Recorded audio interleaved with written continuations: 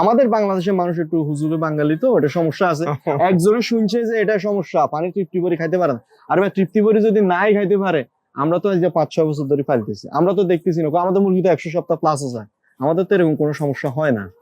জি আর অবশ্যই নিপলটা একটু ভালো মানের দেওয়ার চেষ্টা করবেন। তাহলে তাহলে নিপেল তো জি, হুম। আবার নিপেলটা ভালো হওয়া তো জরুরি, না হলে তো পানি লিক করে, পানি চুয়ায়।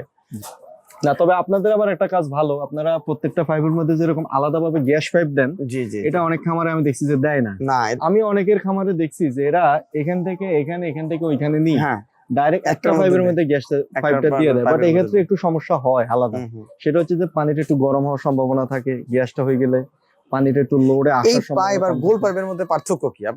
আপনারা তো ব্যবহার করেন, মানে কি এটা মনে এটা হয়েছে? এটা কোনো ভালো বা কিছু মনে হয়? অবশ্যই ভালো, এটার মধ্যে খাদ্য কোনো অপচয় হয় না। আমি আপনাকে এতটুকু বলতে পারি, যেখানে 10 গ্রাম ফিডও আপনার নষ্ট হয় না, অনেক টাকা এখানেই সেভ হয়ে অনেক যায়। টাকা সেভ হয়। আপনি একটা হিসাব করেন না, আপনার যদি প্রতিটা মুরগির সামনে যদি 2 গ্রাম করে মুরগিও যদি কম হ্যাঁ। হয়, আপনি এখানে হিসাব করেন 2,500 মুরগি আছে, অনেক 2500 মুরগি, তাহলে কি পরিমাণ খাদ্য নষ্ট আপনার নষ্ট দিনে, হবে। মাসে, বছরে অনেক টাকার মতো। হ্যাঁ, আপনি তো save দিচ্ছেন হয়। 110 গ্রাম হিসাব করে, হুম সে যদি 5 গ্রাম যদি ওয়েস্ট করে ফেলে, নষ্ট করে ফেলে, তাহলে সে তো তো শরীরে কম যাবে, হ্যাঁ, সে তো ডিম কম কমে পাইতেছে। যাবে।